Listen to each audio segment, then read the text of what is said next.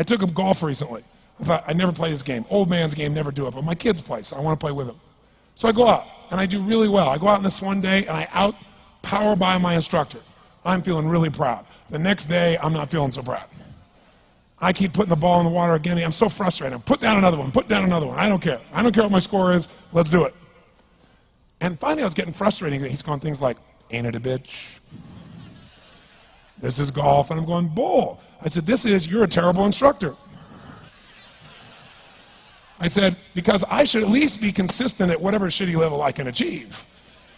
I said, I know I'm not Tiger Woods, but I should be able to be consistent, and you're just telling me it's difficult. Telling me it's difficult is not helping.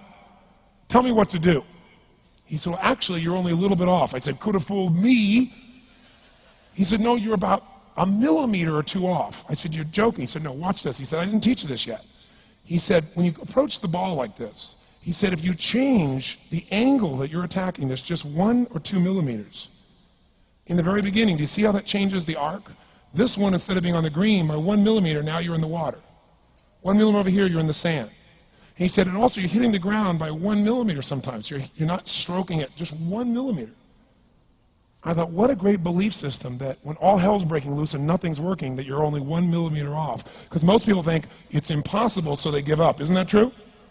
And in real life, it's true. So 2 days later, I'm going to see one of my clients. I do a lot of coaching, and I have a man who's the top plastic surgeon in the world.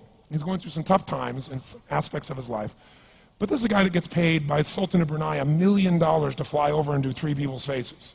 He is the #1 plastic surgeon in the world. He can make anyone who's ugly look spectacularly beautiful. He showed me pictures of a woman who's 84 years old. He made her look 40 and gorgeous, no exaggeration. But you know what? I'm waiting for him in his office, and he's still in surgery. So he's got a new book he's creating to teach other surgeons around the world. And I'm going through, and it's got pictures of, you know, the top 100 supposedly most beautiful women in the world's faces. And then men. I wasn't paying attention to that one. I just kept turning the pages, right? But I noticed something. He's got all these measurements. And he has mathematically calculated what it takes to make someone look gorgeous, man or woman. And it's a few millimeters. Interesting. For example, on a woman, the distance between the top part of your lip and your nose, this little distance, the measurement of that, if you're beautiful, gorgeous, is the same size as your eye. If it's 1 millimeter more, you have an average face. If it's 2 millimeters more, you are butt ugly. Okay. The difference between butt ugly and gorgeous is 2 millimeters. He's got about a dozen of these little 1 or 2 millimeter changes he makes, and it's a different person. It is unbelievable. So a very powerful belief to leave today with would be, nothing's working, I'm 1 millimeter away. What little thing going to change, and when I do, it changes everything. Because I'm heading this direction, I make this little shift, you take that out an hour from now, a day from now, a week from now, a month from now, you have a totally different destination from that direction.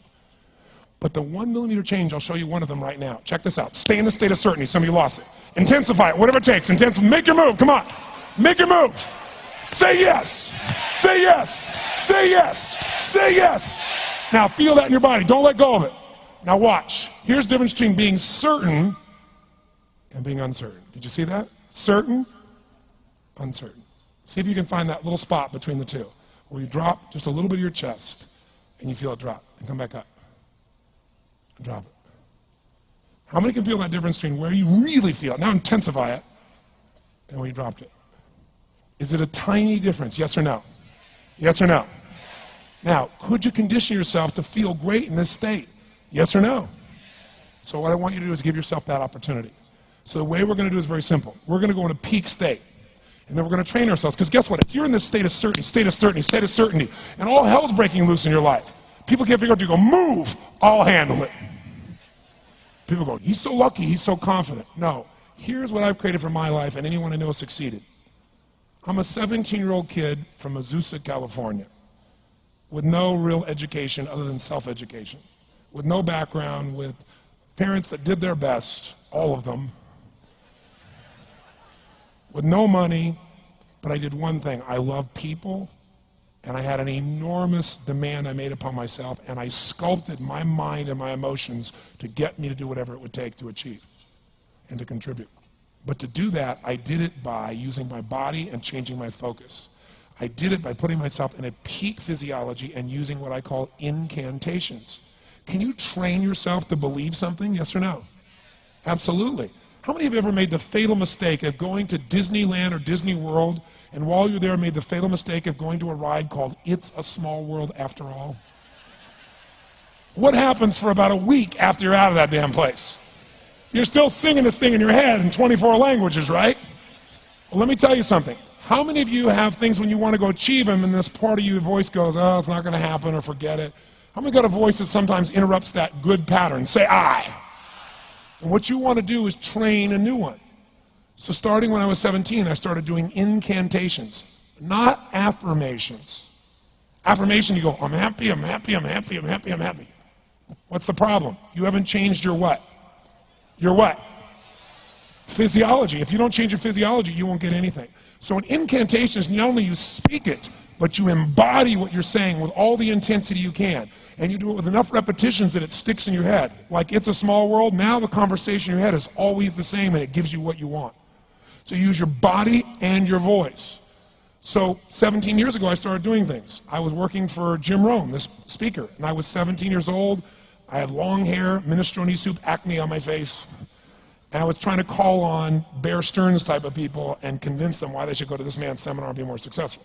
I was driving a 1968 Volkswagen that I had earned at $40 a week as a janitor.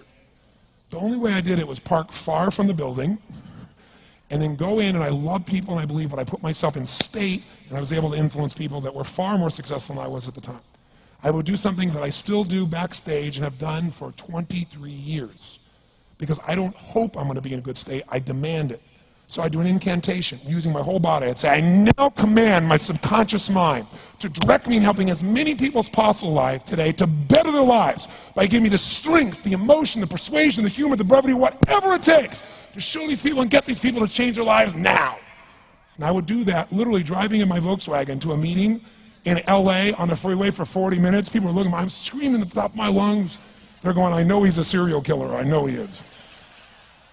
But by the time I entered that room, when two people meet, if there's rapport, the person who's most certain will always influence the other person. And I was totally certain, and they were trying to get revved up to certainty. Do you agree with this, yes or no? I do another one because I was poor. I changed my mindset. I kept doing things, but I never got beyond it. I'd say God's wealth is circulating in my life. His wealth flows to me in avalanches of abundance. All my needs, desires, and goals are met instantaneously by infinite intelligence, for I'm one with God and God is everything. And I would imagine the abundance in my life, and I would feel so grateful. And a year later, I went from making $38,000 a year to making $1 million a year in 1 year. Because successful people do what failures won't. You follow me on this? You know?